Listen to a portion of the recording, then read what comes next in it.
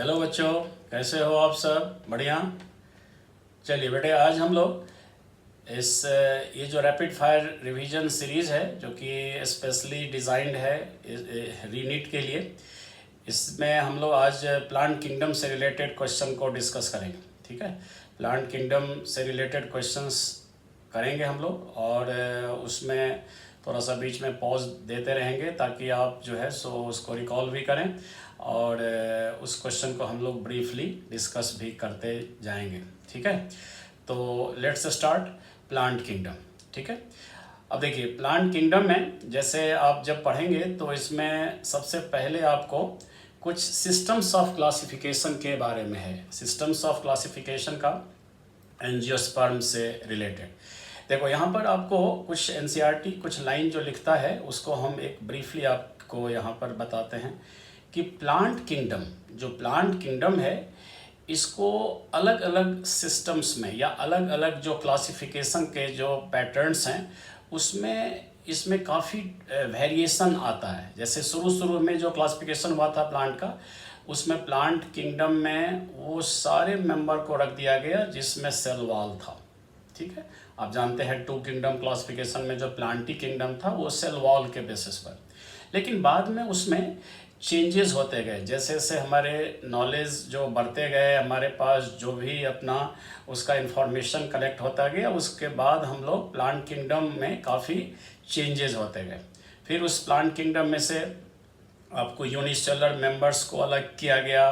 बाद में उसी में जो पहले साइनोबैक्टीरिया थे जिनको ब्लू ग्रीन एल्गी कहते हैं, वो एल्गी के साथ थे, तो बाद में उन ब्लू ग्रीन एल्गी को अलग कर दिया गया, और चूँकि वो प्रोकैरियोटिक थे।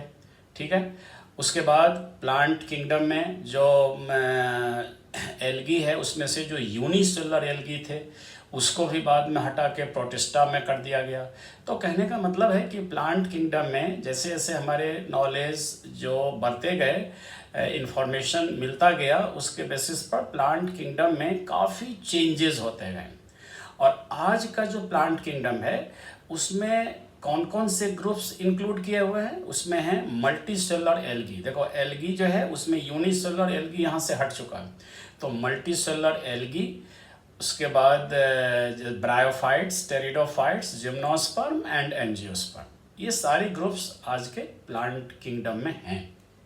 ठीक है, तो अब इन प्लांट किंगडम के जितने भी ग्रुप्स हैं उनके बारे में हम लोग यहाँ पर जानेंगे। अब इसमें जो प्लांट किंगडम में खास करके जो क्लासिफिकेशन का या सिस्टम्स ऑफ क्लासिफिकेशन जो दिया हुआ है उनमें फ्लावरिंग प्लांट्स को अलग अलग सिस्टम से क्लासिफाई किया गया। और ये जो सिस्टम्स हैं जिनको 3 टाइप में डिवाइड किया गया है: artificial system of classification, natural system of classification and phylogenetic system of classification. और ये जो तीनों सिस्टम्स हैं ये फ्लावरिंग प्लांट से रिलेटेड है, फ्लावरिंग प्लांट्स यानी एंजियोस्पर्म। ठीक है, अब इनमें से सबसे ओल्डेस्ट है आर्टिफिशियल सिस्टम, फिर आया नेचुरल सिस्टम और फिर आया फाइलोजेनेटिक सिस्टम। ठीक, तो अब हम लोग यहाँ पर क्वेश्चंस जो आपसे कर रहे हैं, अब आप बताइए कि जो आर्टिफिशियल सिस्टम ऑफ क्लासिफिकेशन है उसका ग्रॉस उसका जो किस चीज़ पर बेस्ड है, वो बेस्ड किस पर है? जो सबसे ओल्डेस्ट है क्लासिफिकेशन आर्टिफिशियल सिस्टम, उसका बेसिस क्या है? तो उसका बेसिस है that is gross morphological characters. Gross morphological characters, अच्छा, ग्रॉस मॉर्फोलॉजिकल कैरेक्टर्स में वो कैरेक्टर्स आए जो बाहर से दिखते हैं। ग्रॉस मॉर्फोलॉजिकल कैरेक्टर्स बाहर से जो दिखते हैं नेकेड आई से।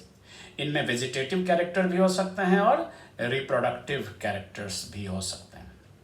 ठीक है, तो अगर क्वेश्चन आता है कि artificial system of classification is based on, that is on gross morphological characters, और उसमें भी मॉर्फोलॉजिकल कैरेक्टर्स में सभी को नहीं, कुछ मॉर्फोलॉजिकल कैरेक्टर्स को बेस मानकर क्लासिफाई किया गया। इनमें से कुछ ने वेजिटेटिव कैरेक्टर्स को लेकर के किया, कुछ ने रिप्रोडक्टिव कैरेक्टर्स को लेकर के बेस मान करके क्लासिफाई किया। ठीक है, तो ये जो आर्टिफिशियल सिस्टम है ये सबसे पहले किसने प्रपोज किया? हु प्रपोज, या फर्स्ट प्रोपोनेंट कौन थे? आर्टिफिशियल सिस्टम के, वो थे एरिस्टोटल। देखो एरिस्टोटल के बारे में आप जानते होंगे कि एरिस्टोटल ने ही सबसे पहले प्लांट्स को 3 ग्रुप में डिवाइड किया, हर्ब्स, श्रब्स एंड ट्रीज। ठीक है, तो ये जो हर्ब्स, श्रब्स और ट्री जो बनाए थे वो किस बेसिस पर, मॉर्फोलॉजी के ही तो बेसिस पर बनाए थे, नेचर ऑफ स्टेम। तो नेचर ऑफ स्टेम को बेस मान करके एरिस्टोटल ने प्लांट को 3 ग्रुप में डिवाइड किया। तो फर्स्ट प्रोपोनेंट हम उन्हीं को मानते हैं। और जो सबसे लास्ट में आकर के जो क्लासिफाई किए हैं आर्टिफिशियल सिस्टम से, वो हैं लीनियस, कैरोलस लीनियस। अब देखो कैरोलस लीनियस ने प्लांट्स के रिप्रोडक्टिव कैरेक्टर को बेस मान करके क्लासिफाई किया। वैसे एनसीईआरटी में तो केवल एंड्रोसियम का स्ट्रक्चर को ही मेंशन किया है, लेकिन एंड्रोसियम के अलावा गाइनोसियम को भी के स्ट्रक्चर को बेस मान करके उन्होंने क्लासिफाई किया था। तो कहते हैं कि sexual system of classification was given by Linnaeus, क्योंकि उन्होंने सेक्सुअल कैरेक्टर को बेस मानकर क्लासिफाई किया था। तो आर्टिफिशियल सिस्टम में मॉर्फोलॉजी में वेजिटेटिव और रिप्रोडक्टिव दोनों को बेस मान करके क्लासिफाई किया गया है उसमें। अब यहाँ पर एक क्वेश्चन है कि आर्टिफिशियल सिस्टम ऑफ क्लासिफिकेशन का जो ड्रॉबैक है उसमें मेन ड्रॉबैक्स क्या सब थे, demerits of artificial system of classification. देखो यहाँ पर एनसीईआरटी में इसका 2 डिमेरिट मेंशन है। क्या सब है 2 डिमेरिट्स में ये है कि सबसे पहला है कि चूंकि आर्टिफिशियल सिस्टम ऑफ क्लासिफिकेशन केवल कुछ मॉर्फोलॉजिकल कैरेक्टर को बेस मान करके किया गया था, इसीलिए इसमें जो क्लोजली रिलेटेड स्पेसीज हैं उनको अलग अलग ग्रुप में या सेपरेट करके रखा गया। Closely related species are separated. ठीक है, क्योंकि केवल कुछ मॉर्फोलॉजिकल कैरेक्टर को बेस मान करके तो हम एक साथ उसको एक साथ रख नहीं सकते हैं। तो इसीलिए वहाँ पर जो सिमिलर कैरेक्टर्स, जो स्पेसीज हैं वो भी रिलेटेड स्पेसीज हैं, उनको अलग अलग ग्रुप्स में रख दिया गया। और दूसरा एक और बहुत बड़ा डिमेरिट इसका है कि इनमें जो वेजिटेटिव और रिप्रोडक्टिव कैरेक्टर्स को इक्वल वेटेज दिया गया, जो जस्टिफाइड नहीं है, क्योंकि रिप्रोडक्टिव जो कैरेक्टर होते हैं वो मोर स्टेबल होते हैं और इन्वायरमेंटल वेरिएशन के कारण, इन्वायरमेंटल चेंजेस के कारण रिप्रोडक्टिव स्ट्रक्चर में चेंज मिनिमम होता है। तो इसीलिए रिप्रोडक्टिव कैरेक्टर्स को हम मोर स्टेबल मानते हैं। ठीक है, तो दोनों को इक्वल वेटेज देना भी जस्टिफाइड नहीं था। तो ये डिमेरिट्स में आता है आर्टिफिशियल सिस्टम। अच्छा, फिर उसके बाद नेचुरल सिस्टम। बताओ नेचुरल सिस्टम ऑफ क्लासिफिकेशन का जो क्राइटेरिया था, बेसिस था, वो क्या था? नेचुरल सिस्टम, देखो नेचुरल सिस्टम ऑफ क्लासिफिकेशन जो है ये उसमें जितने भी जो नेचुरल एफिनिटीज़ हैं, नेचुरल एफिनिटीज़ का मतलब कि उसमें नेचुरल सिमिलैरिटी, और सिमिलैरिटी केवल मॉर्फोलॉजिकल ही नहीं, इंटरनल कैरेक्टर्स का भी। इंटरनल कैरेक्टर्स में जैसे जो एनाटॉमिकल कैरेक्टर्स, एम्ब्रायोलॉजिकल कैरेक्टर्स, ठीक है, उसके बाद फाइटोकेमिकल कैरेक्टर्स, प्लांट के अंदर जो केमिकल मॉलिक्यूल्स हैं उसमें, ये सारे फीचर्स को लेकर के जो क्लासिफाई किया गया है वो नेचुरल सिस्टम ऑफ क्लासिफिकेशन। ठीक है, तो ये अच्छा है, आर्टिफिशियल से तो बहुत अच्छा है नेचुरल सिस्टम ऑफ क्लासिफिकेशन। और ये जो नेचुरल सिस्टम ऑफ क्लासिफिकेशन है, इसके प्रोपोनेंट का नाम दिया है एनसीईआरटी। बताओ इसका जो प्रोपोनेंट है वो कौन थे? Bentham and Hooker. ठीक है, जॉर्ज बेंथम एंड हुकर। और हुकर जो थे, ये जेडी हुकर, ये दोनों ब्रिटिश टैक्सोनॉमिस्ट थे। दोनों कहाँ? ब्रिटिश टैक्सोनॉमिस्ट थे, और दोनों ने मिलकर ये क्लासिफिकेशन दिया था, Bentham and Hooker system of classification कहते हैं। तो ये नेचुरल सिस्टम का जो प्रोपोनेंट में आता है, इनका दोनों का नाम। ठीक है, अच्छा, अब इसके बाद आता है कि जो फाइलोजेनेटिक है, वैसे एनसीईआरटी ने फाइलोजेनेटिक सिस्टम ऑफ क्लासिफिकेशन को अलग से नहीं बताया। और फाइलोजेनेटिक सिस्टम ऑफ क्लासिफिकेशन जो है, इसमें इवोल्यूशनरी रिलेशनशिप को कंसीडर करके दिया गया। इवोल्यूशनरी रिलेशनशिप, अब देखो अब यहाँ पर एक क्वेश्चन है कि fossils play an important role, fossils play an important role in which system of classification, fossils का रोल किस सिस्टम ऑफ क्लासिफिकेशन में किया जाता है? उसमें से ऑप्शन में आएगा artificial system, natural system, phylogenetic system. तो फॉसिल्स का यूज़ किया जाता है फाइलोजेनेटिक सिस्टम, जो कि फॉसिल्स से हमें इवोल्यूशनरी ट्रेंड्स का पता चलता है। फॉसिल्स का स्टडी करने से हमें ये पता चलता है कि जो उनका जो कैसे कैसे इवॉल्व हुए हैं, कौन किससे इवॉल्व हुआ है, ठीक है। तो ये इवोल्यूशनरी ट्रेंड्स का पता चलता है। ओके बेटा, चलिए अब इसके बाद हम लोग आगे बढ़ेंगे कि अब एक जो टैक्सोनॉमी के जो अलग अलग कुछ टाइप्स दिए गए हैं, जैसे न्यूमेरिकल टैक्सोनॉमी, साइटोटैक्सोनॉमी, कीमोटैक्सोनॉमी, ठीक है। तो ये जो न्यूमेरिकल टैक्सोनॉमी में है उससे रिलेटेड एक क्वेश्चन है कि इन numerical taxonomy very limited number of characters, in numerical taxonomy very limited number of characters are considered at a time. Is it true or false? सही है कि न्यूमेरिकल टैक्सोनॉमी में बहुत लिमिटेड नंबर ऑफ कैरेक्टर्स को ही consider किया जाता है। नहीं, it is wrong. Actually hundreds of characters लिखा हुआ है एनसीईआरटी में कि numerical taxonomy at a time hundreds of characters are considered, ठीक है। And each character is given their particular code, हर कैरेक्टर को हम पर्टिकुलर कोड असाइन करते हैं और उसके बाद है कि इसमें हर कैरेक्टर को each character has given equal weightage, her character को इक्वल वेटेज दिया गया, ठीक है। कोई भी ऐसा कैरेक्टर नहीं था जिसमें किसी को ज़्यादा वेटेज, किसी को कम वेटेज, ठीक है। तो ये जो है कि हर कैरेक्टर को इक्वल वेटेज दिया गया। ये सब पॉइंट्स न्यूमेरिकल टैक्सोनॉमी से रिलेटेड है। और नेचुरली ये चूँकि न्यूमेरिकल है तो इसमें नंबर बेस्ड होता है, नंबर का उस पार्ट से रिलेटेड जो कोड है उसके आगे उसका नंबर मेंशन होता है, ठीक है। चलिए अब अगला क्वेश्चन है nucleic acid is considered in which type of taxonomy? Nucleic acid को हम लोग किस टैक्सोनॉमी में कंसिडर करते हैं या इंक्लूड करते हैं?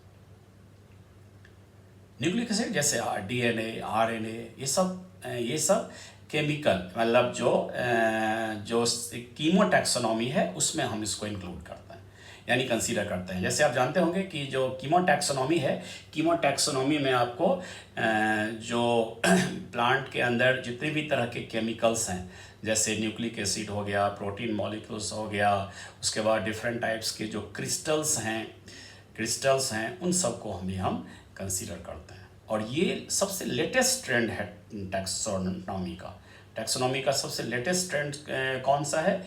कीमो टैक्सोनॉमी, सबसे लेटेस्ट। ओके, चलिए अब आगे बढ़ते हैं। अब है कि most common asexual spore of algae का सबसे कॉमन एसेक्सुअल स्पोर क्या है? सबसे कॉमन एसेक्सुअल स्पोर एल्गी में कौन सा है? जूस्पोर्स। जूस्पोर जो है ये आपको जानते हैं मोटाइल स्पोर होते हैं, एसेक्सुअल स्पोर, और इनसाइड द जूस्पोरेंजियम और आउटसाइड द जूस्पोरेंजियम, एंडोजीनस या एक्सोजीनस, एंडोजीनस, ठीक है। तो जूस्पोर एल्गी का सबसे कॉमन एसेक्सुअल स्पोर्स है, समझ गए। और एल्गी के बारे में आप पढ़ेंगे कि एल्गी जो है वो आपको मोस्टली एक्वेटिक होते हैं, थैलोइड बॉडी होता है, ठीक है, फोटोसिंथेटिक होते हैं। ये सब एल्गी के जनरल कैरेक्टर्स हैं। और एल्गी जो है वो मोस्टली वाटर में होते हैं, वाटर में दोनों तरह के वाटर, फ्रेश वाटर, सी वाटर। कुछ एल्गी सिम्बायोटिक फॉर्म में होते हैं, कुछ एनिमल के बॉडी पर भी होते हैं, ठीक है। ये सब, तो ये सब आपको जनरल ये है एल्गी के बारे में। अब चलिए अब आगे बढ़ते हैं। नेक्स्ट क्वेश्चन यहाँ पर है कि नॉन मोटाइल, देखो यहाँ पर ध्यान से सुनना, non motile is isogamous type, non motile isogamous type of sexual reproduction takes place in, non motile isogamous type of sexual reproduction कहाँ मिलता है, किस member? Non motile isogamous. Non motile isogamous type जो है ये आपको मिलता है स्पाइरोगायरा में। स्पाइरोगायरा, यस स्पाइरोगायरा, ये यहाँ पर जो आइसोगैमस टाइप है, लेकिन इसमें फ्लैजलेट स्टेज कहीं नहीं होता। ओके, चलिए अगला क्वेश्चन है कि oogamous type of sexual reproduction is, oogamous type of sexual reproduction in, कहाँ पर, वॉल्वॉक्स, फ्यूकस, कारा, इनमें से तीनों में मिलता है, दो में या एक में। oogamous टाइप, वॉल्वॉक्स, अच्छा oogamous टाइप जो है रिप्रोडक्शन, इसमें क्या होता है कि मेल गैमेट जो है वो वेरी स्मॉल होगा, very small and motile, and female gamete is very large. और ये तीनों एग्जाम्पल याद रखना, तीनों एग्जाम्पल जो है ना, इसमें oogamous टाइप सेक्सुअल रिप्रोडक्शन होता है। कौन कौन, वॉल्वॉक्स, फ्यूकस और कारा। देखो कारा जो है ये आपको ग्रीन एल्गी के एग्जाम्पल में दिया है, एग्जाम्पल में, लेकिन एनसीईआरटी में कारा के बारे में सेक्सुअल रिप्रोडक्शन किस टाइप का है ये नहीं दिया है। लेकिन आपको हम बता दें कि वॉल्वॉक्स और कारा दोनों ग्रीन एल्गी है और दोनों में oogamous टाइप सेक्सुअल रिप्रोडक्शन होता है, ठीक है। और इधर ब्राउन एल्गी का मेंबर है फ्यूकस। फ्यूकस भी किसका एग्जाम्पल है, oogamous टाइप सेक्सुअल रिप्रोडक्शन का, ठीक है बेटे। चलिए अब आगे बढ़ते हैं कि इसमें जैसे एल्गी से रिलेटेड जो आपको जैसे एक क्वेश्चन है कि special chemical present in cell wall of brown algae. Brown algae के सेल वॉल में जो स्पेशल केमिकल होता है वह कौन सा, ब्राउन एल्गी के सेल वॉल में जो स्पेशल केमिकल है वो कौन सा है, जिसका हम कमर्शियल एक्सट्रैक्शन भी करते हैं, दैट इज एल्गीन, ठीक है, एल्गीन। अच्छा, ये इसके बाद है कि special chemical present in the cell wall of red algae. देखो ब्राउन एल्गी में तो एल्गीन होता है, और रेड एल्गी के सेल वॉल में कौन कौन सा केमिकल है। एनसीईआरटी दो केमिकल का नाम लिया, एक तो कैरेगीन, दूसरा अगर अगर, ठीक है, अगर अगर। देखो अगर अगर जो है इसके बारे में कुछ एग्जाम्पल दिया है यहाँ पर कि अगर अगर का जो कमर्शियल एक्सट्रैक्शन होता है वो कहाँ से होता है। कुछ एल्गी हैं जैसे गैलिडियम, ग्रेसिलेरिया, ये सब ऐसे एग्जाम्पल हैं जो एगैरोफाइट्स कहलाते हैं। इनके सेल वॉल से अगर अगर का कमर्शियल एक्सट्रैक्शन होता है, ठीक है। और अगर अगर का क्या यूज है, अगर अगर के बारे में एनसीईआरटी में भी ये बातें सब मेंशन है कि अगर अगर का मल्टीपर्पस यूज होता है, जैसे कि इसमें आपको जैसे मीडियम प्रिपरेशन में होता है, उसके बाद जैम, जेली, मेडिसिन, इन सब के भी प्रिपरेशन में इसका यूज होता है, ठीक है। इलेक्ट्रोफोरेसिस, जेल इलेक्ट्रोफोरेसिस पढ़ते होंगे डीएनए फिंगर प्रिंटिंग में, वहाँ पर भी एगैरोस जेल का यूज होता है, एगैरोस जेल। तो मल्टीपर्पस यूज है इसका अगर अगर का, ठीक है। अच्छा, अब यहाँ पर देखो ये जो खास करके यहाँ पर एल्गी जो है, एल्गी में आपको एग्जाम्पल्स जितने हैं, चाहे वो रेड एल्गी हों, ग्रीन एल्गी हों, ब्राउन एल्गी हैं, इन सब को आपको एग्जाम्पल्स याद रखना जरूरी है, ठीक है। जैसे ग्रीन एल्गी, अब ग्रीन एल्गी जो है, ग्रीन एल्गी के जो कुछ कॉमन एग्जाम्पल हैं जो एनसीईआरटी में मेंशन है, देखो उसमें से जैसे क्लेमेडोमोनस है, वॉल्वॉक्स है, यूलोथ्रिक्स है, स्पाइरोगायरा है, कारा है, इतने का। इसमें से वॉल्वॉक्स और स्पाइरोगायरा इसका फिगर भी दिया, फिगर में है, और बाकी जो मेंबर हैं वो आपको एग्जाम्पल में मेंशन है, ठीक है। अब है कि ब्राउन एल्गी जो होते हैं उसके भी एग्जाम्पल्स हैं। जैसे अब एनसीईआरटी में जो एग्जाम्पल दिया है ब्राउन एल्गी का, जैसे एक्टोकार्पस, डिक्टियोटा, लेमिनेरिया, सरगैसम, फ्यूकस, इन सब का एग्जाम्पल दिया, ठीक है। अब ये जो एग्जाम्पल्स हैं इनमें से तीन जो ब्राउन एल्गी हैं उसका फिगर भी मेंशन है, ठीक है। एक तो डिक्टियोटा है, लेमिनेरिया है और फ्यूकस। ओके। रेड एल्गी का, तो रेड एल्गी के भी एग्जाम्पल को अच्छे से याद रखिएगा। रेड एल्गी में पॉलीसाइफोनिया का एग्जाम्पल दिया है, पॉलीसाइफोनिया, पॉरफायरा, ग्रेसिलेरिया और गैलिडियम, ये सब इनके एग्जाम्पल्स। ठीक है, तो ये सब हो गया। अच्छा, अब आगे बढ़ते हैं इसमें। जैसे ग्रीन एल्गी की बात हम लोग कर रहे थे, तो ग्रीन जो एल्गी है उसका फूड स्टोरिंग सेंटर क्या कहलाता है? ग्रीन एल्गी का फूड स्टोरिंग सेंटर, देखो ग्रीन एल्गी में जो क्लोरोप्लास्ट है उसके ऊपर स्पेशल उनका फूड स्टोरिंग स्ट्रक्चर होता है, and that structure is called, क्या नाम है उसका? Food storing centre, pyrenoid. Pyrenoid होता है जो उसके क्लोरोप्लास्ट के से अटैच रहता है, और उसी पायरेनोइड में वो अपना फूड स्टोर करता है। और ग्रीन एल्गी का जो फूड स्टोरिंग केमिकल है वो नॉर्मल स्टार्च, ठीक है, कुछ प्रोटीन भी होते हैं, और ये सब पायरेनोइड के अंदर ही स्टोर होता है। अच्छा, अब अगला क्वेश्चन है एक कि primary pigment, common primary pigment present in all types of algae. जितने भी तरह के एल्गी हैं, ग्रीन, ब्राउन, रेड, उनका कॉमन टाइप का जो प्राइमरी पिगमेंट है वो कौन सा है? Chlorophyll A. प्राइमरी पिगमेंट कौन होता है? Chlorophyll A. तो क्लोरोफिल ए सब में होता है, लेकिन अब डिफरेंट है, मतलब जो डिफरेंस है इसमें कि जो ग्रीन एल्गी है उसमें क्लोरोफिल ए के साथ बी, ब्राउन एल्गी में क्लोरोफिल ए के साथ सी, रेड एल्गी में क्लोरोफिल ए के साथ डी। तो और जो अदर पिगमेंट है वो सब डिफर करता है, but chlorophyll A is common in all, right. चलिए, अब एक क्वेश्चन है आपको ब्राउन एल्गी से रिलेटेड। ब्राउन एल्गी से रिलेटेड क्वेश्चन ये है कि ब्राउन एल्गी का जो कलर शेड है, कलर शेड, वो किस पिगमेंट से डिटरमाइन होता? The pigment that determine the colour shade in brown algae. Brown algae के कलर शेड को डिटरमाइन करने वाला जो पिगमेंट है वह कौन सा? That is फ्यूकोजैंथीन। फ्यूकोजैंथीन, ये जो फ्यूकोजैंथीन है ये आपको ब्राउन कलर देगा, लेकिन इसका क्वांटिटी अमाउंट कितना है वहाँ उसके बेसिस पर उसका जो डार्कनेस या लाइटनेस है वो डिपेंड करता है ब्राउन कलर का, ठीक है। अच्छा, अब है कि ब्राउन एल्गी का जो फूड स्टोरिंग केमिकल है, जिसके फॉर्म में फूड स्टोर करते हैं, जिस फॉर्म में, वह कौन सा है? ब्राउन एल्गी, देखो ब्राउन एल्गी में जो फूड स्टोरिंग केमिकल है वह कौन सा है?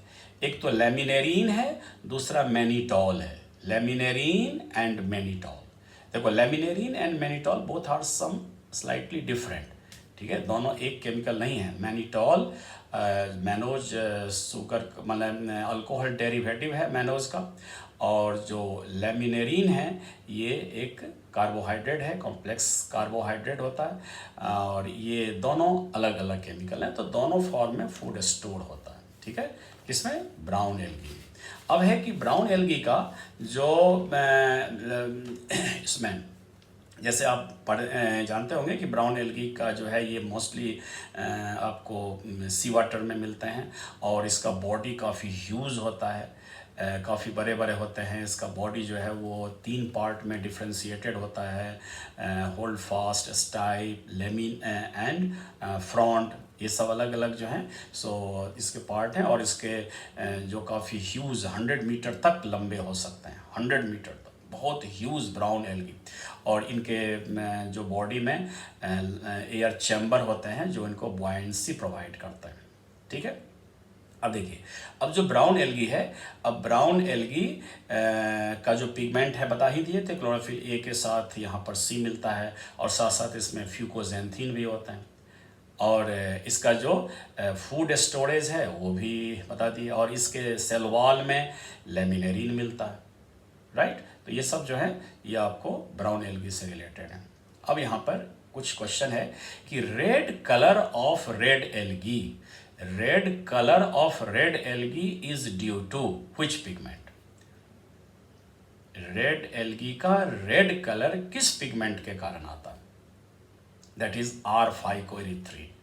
एनसीईआरटी भी इस बात को वहाँ में मेंशन किया है कि रेड एल्गी के में R5 होते हैं जो इनके रेड कलर को डिटरमाइन करता है। ठीक है, रेडिश कलर होता है, लेकिन हाँ उसमें क्लोरोफिल ए भी है, क्लोरोफिल डी भी है, उसके अलावा ये R5 होता है। और ये जो R5 है ये एक्चुअली इसका जो लॉन्ग वेवलेंथ ऑफ लाइट को ईजिली ट्रैप करता है, इसीलिए हम लोग कहते हैं कि red algae are mostly present in deep sea water. ठीक है बेटा, डीप सी वाटर में ये प्रेजेंट होता है। चलिए अगला क्वेश्चन है कि most common asexual spore in red algae is zoospore. Is it true और false? Most common asexual spore in red algae का सबसे कॉमन एसेक्सुअल स्पोर जूस्पोर है। सही है या गलत? फॉल्स है बेटा। देखो ये रेड एल्गी में फ्लैजेलेट स्टेज कहीं नहीं मिलता, जैसे उधर साइनोबैक्टीरिया में पढ़े थे, साइनोबैक्टीरिया में भी कहीं फ्लैजेलेट स्टेज नहीं होगा, रेड एल्गी में भी कहीं फ्लैजला नहीं होता, इसीलिए और जूस्पोर तो फ्लैजलेट होते हैं, तो इसीलिए यहाँ पर फ्लैजला जो है ये कंप्लीटली एब्सेंट होता है, इसीलिए ये गलत स्टेटमेंट है रेड एल्गी। ठीक है, उसके बाद है कि food storing chemical in red algae का फूड स्टोरिंग केमिकल कौन सा? दैट इज फ्लोरिडियन स्टार्च जो है that is very similar to इसके सिमिलर होता है एमाइलोपेक्टिन एंड ग्लाइकोजेन। एमाइलोपेक्टिन और ग्लाइकोजेन से मिलता जुलता केमिकल होता है। ठीक है बेटा, राइट। चलिए अब अच्छा, रेड एल्गी का सेक्सुअल रिप्रोडक्शन कैसा होता है? आइसोगैमस, एनाइसोगैमस, ओगैमस टाइप होता है। ठीक है, लेकिन अब इनका जो मेल गैमेट है वो साइज़ में काफ़ी छोटा होगा, फीमेल गैमेट साइज़ में काफ़ी बड़ा होता है, और फ्लैजला किसी में नहीं है। तो मेल गैमेट जो मूव करते हैं वाटर में वो पैसिवली मूव करके फीमेल गैमेट तक पहुंचते हैं। ठीक है, तो oogamous type sexual reproduction red algae में, और पोस्ट फर्टिलाइजेशन चेंजेस काफ़ी कॉम्प्लेक्स होता है रेड एल्गी का। ठीक है, चलिए अब इसके बाद है कि यूनिक फीचर ऑफ ब्रायोफाइट का यूनिक फीचर क्या है जो किसी और ग्रुप में नहीं है, प्लांट किंगडम के किसी ग्रुप में नहीं है। Special unique feature of bryophyte बताओ। ब्रायोफाइट का जो स्पेशल फीचर है वो है कि their sporophyte is depends on gametophyte. इसका जो स्पोरोफाइट है वो गैमेटोफाइट पर डिपेंड होता है। ठीक है, और ये डिपेंडेंसी या तो कंप्लीट होगा या पार्शियल होगा।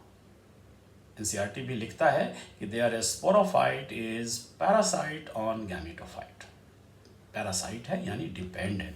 ठीक है, तो ये ब्रायोफाइट का यूनिक फीचर है, इसको याद रखिएगा कि उसका स्पोरोफाइट गैमेटोफाइट पर डिपेंड होता है। स्पोरोफाइट कंपैरेटिवली रिड्यूस्ड होगा जो गैमेटोफाइट के ऊपर डिपेंड होते हैं। अच्छा, अब ब्रायोफाइट से रिलेटेड एक लाइन लिखा हुआ है कि bryophytes are little economically important but great ecologically important, है ना। तो अब आप इसको याद रखिएगा, ये किस ग्रुप से रिलेटेड है? ब्रायोफाइटा से। ब्रायोफाइटा जो है इकोनॉमिकली ये उतना इम्पोर्टेंट नहीं है, लेकिन इकोलॉजिकली इसका बहुत इम्पोर्टेंस।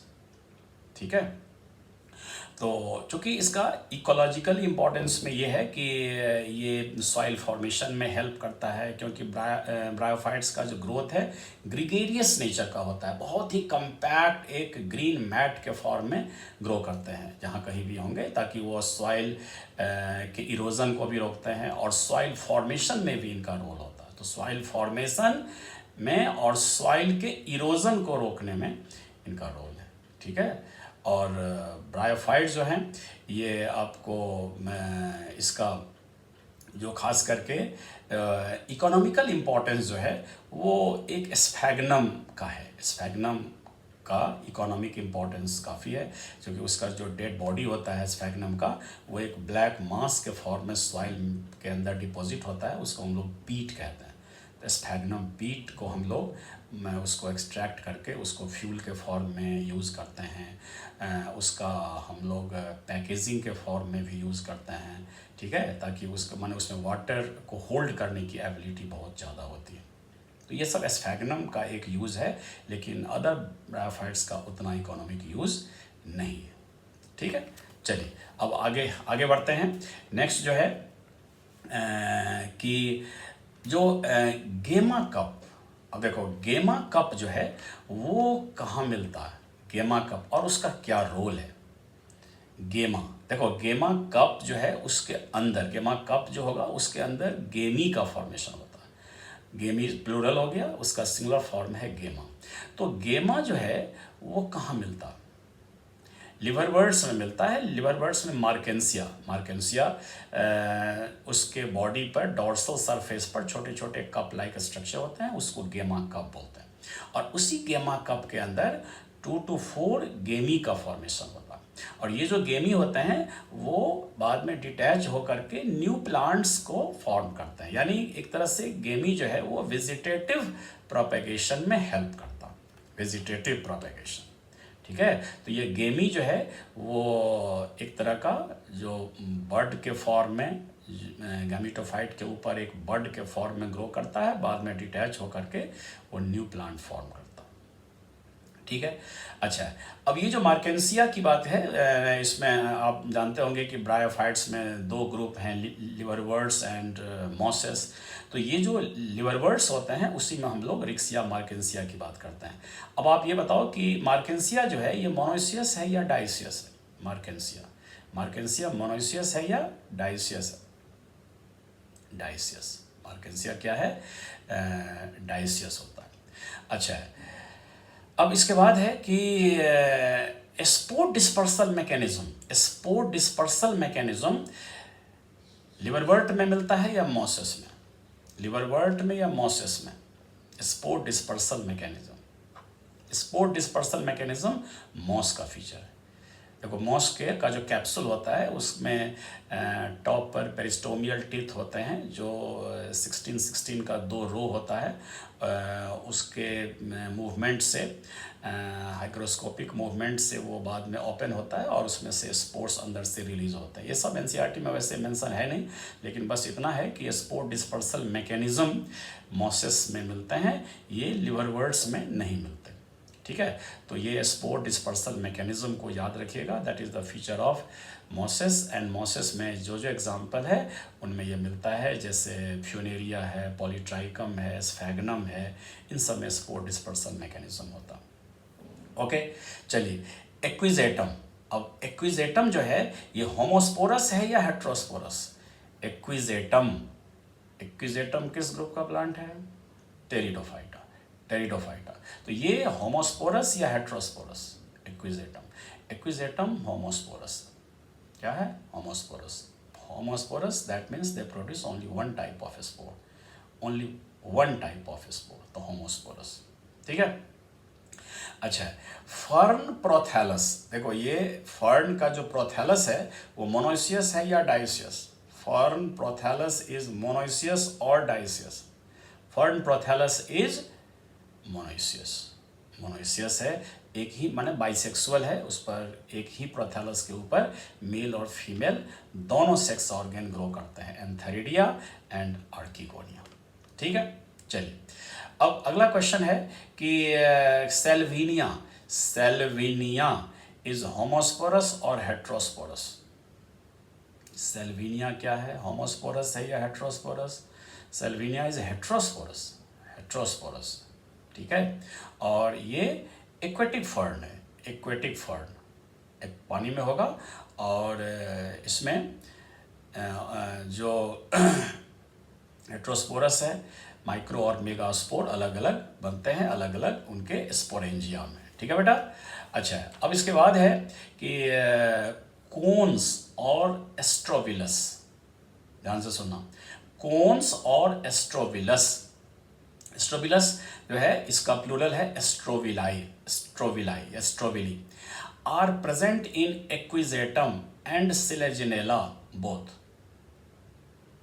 कोन्स या strobilus are present in strobili are present in Equisetum and Selaginella both, दोनों में मिलता। क्या ये सही स्टेटमेंट है या रॉन्ग स्टेटमेंट? कोन जो है ये एक्विजेटम और एंड सिलेजिनेला दोनों में मिलता। देखो ये जो है ये ट्रू स्टेटमेंट, दोनों में मिलता। ठीक है, तो एक्विजेटम जो है ये किस क्लास का मेंबर है बताओ? एक्विजेटम कम अंडर क्लास एस्फेनोप्सीडा। एक्विजेटम एस्फेनोप्सीडा क्लास के अंडर आता है। ठीक है, अब यहाँ पर हम बता दें थोड़ा सा कि टेरिडोफाइटा जहाँ लास्ट होता है वहाँ पर एनसीईआरटी में मेंशन है कि टेरिडोफाइटा के 4 क्लासेस हैं, 4 क्लास में इसको डिवाइड किया गया है। कौन कौन? साइलोप्सीडा, लाइकोप्सीडा, एस्फेनोप्सीडा एंड टेरोप्सीडा। जितने भी फर्न्स हैं वो सब टेरोप्सीडा के अंडर आते हैं। ठीक है, और जो एक्विजेटम ये एस्फेनोप्सीडा का मेंबर है। चलिए, अब इसके बाद आता है टॉलेस्ट जिम्नोस्पर्म कौन सा है? टॉलेस्ट जिम्नोस्पर्म है सिक्विया, जिसको हम लोग रेडवुड ट्री के नाम से भी जानते हैं। ये जिम्नोस्पर्म का सबसे टॉलेस्ट प्लांट में यूएसए के कैलिफोर्निया स्टेट में ये मिलता है, और मतलब बहुत ही लिमिटेड एरिया में ही ये मिलते हैं। अच्छा, एक सेड्रस है, cedrus have unbranched stem, true है या फॉल्स? सेड्रस देवदारा, सेड्रस में ब्रांच्ड स्टेम होते हैं, ये फॉल्स स्टेटमेंट। अनब्रांच तो केवल साइकस में मिलता है। ठीक है बेटा, चलिए, साइकस इज मोनोइसियस और डाइसियस? साइकस मोनोइसियस है या डाइसियस है? साइकस इज डाइसियस, मेल और फीमेल प्लांट बॉडी अलग अलग होता है। ओके, चलिए, आर्कीगोनिया फीमेल सेक्स ऑर्गन है। ठीक है, तो आर्कीगोनिया जो है are absent in gymnosperm, true और false? Archegonia are absent in gymnosperm, true और फॉल्स? आर्कीगोनिया जिम्नोस्पर्म में मिलता है, यानी ये फॉल्स स्टेटमेंट। ठीक है, कुछ जो मोस्ट एडवांस जिम्नोस्पर्म है जैसे नेटम वगैरह है वहाँ पर आर्कीगोनिया नहीं होता, बट अगर आपको जनरल क्वेश्चन आता है तो आर्कीगोनिया जिम्नोस्पर्म में मिलता है। Archegonia that is the female sex organ. ठीक है, आर्कीगोनिया कहाँ से स्टार्ट कहाँ लास्ट होता है? ब्रायोफाइटा से शुरू होकर के और जिम्नोस्पर्म तक मिलता है आर्कीगोनिया, ब्रायोफाइटा से जिम्नोस्पर्म तक। चलिए, male gametophyte, next question, male gametophyte of gymnosperm is multicellular and independent. Male gametophyte of, male के जगह फीमेल भी कर सकते हो, मेल और फीमेल दोनों। मेल और फीमेल गैमेटोफाइट जो है जिम्नोस्पर्म का वो मल्टीसेलुलर है और इंडिपेंडेंट है। बताओ ये स्टेटमेंट करेक्ट है? नहीं, फॉल्स है। क्यों फॉल्स है? क्योंकि मेल और फीमेल गैमेटोफाइट जिम्नोस्पर्म में आकर के डिपेंड हो जाता है अंदर। ठीक है, स्पोरोफाइट के अंदर, चाहे उसका मेल गैमेटोफाइट हो या फीमेल गैमेटोफाइट हो। तो मेल गैमेटोफाइट क्या है? पॉलन ग्रेन, और फीमेल गैमेटोफाइट जो है वो भी ओव्यूल के अंदर ही होता। ठीक है, तो ये फॉल्स स्टेटमेंट हो गया। चलिए, एक क्वेश्चन है आगे कि ट्राइमेरस flower is the feature of monocot और डाइकॉट? ट्राइमेरस फ्लावर, देखो ट्राइमेरस फ्लावर मोनोकॉट का फीचर है या डाइकॉट का? मोनोकॉट का। ट्राइमेरस फ्लावर जो है मोनोकॉट का फीचर है, और इसमें ट्राइमेरस का मतलब जो फ्लोरल वर्ड्स में जो नंबर ऑफ यूनिट्स हैं वो 3 या 3 के मल्टीपल में होते हैं, जैसे लिलिएसी में हम लोग देखते हैं, तो मोनोकॉट का फीचर है। चलिए, अब नेक्स्ट क्वेश्चन है कि female gametophyte of angiosperm is some more developed than angiosperm. female gametophyte of angiosperm is some more developed than angiosperm. Female gametophyte जो है एंजियोस्पर्म का, female gametophyte of angiosperm is some more developed than angiosperm. Wrong, false statement. देखो female gametophyte जो angiosperm का है वो तो highly reduced है, और उसी फीमेल गैमेटोफाइट को तो हम लोग एम्ब्रियो सैक बोलते हैं, एम्ब्रियो सैक. तो ये एम्ब्रियो सैक जो एंजियोस्पर्म का है that is restricted to 7 cells only. ठीक है, जबकि वही जिम्नोस्पर्म का जो फीमेल गैमेटोफाइट है वो काउंटलेस नंबर ऑफ सेल्स होते हैं, और उसी को हम एंडोस्पर्म भी बोलते हैं, दैट इज हैप्लॉइड. ठीक है, तो ये था आपको एक फास्ट रिवीजन बेटा प्लांट किंगडम का, और आई होप कि इससे आपको काफ़ी बेनिफिट मिला होगा. एक फास्ट रिवीजन हुआ होगा जिससे आपको रिकॉल करने में हर चीज़ काफ़ी बेनिफिट मिला होगा. और अगर आपको ये सब अच्छा लगा हो तो इसको चैनल को सब्सक्राइब कर लेना और इसको लाइक करना, ताकि जो आने वाला जो वीडियो है उसको आसानी से आप तक पहुंचता रहेगा. ठीक है बेटा, ओके बाय.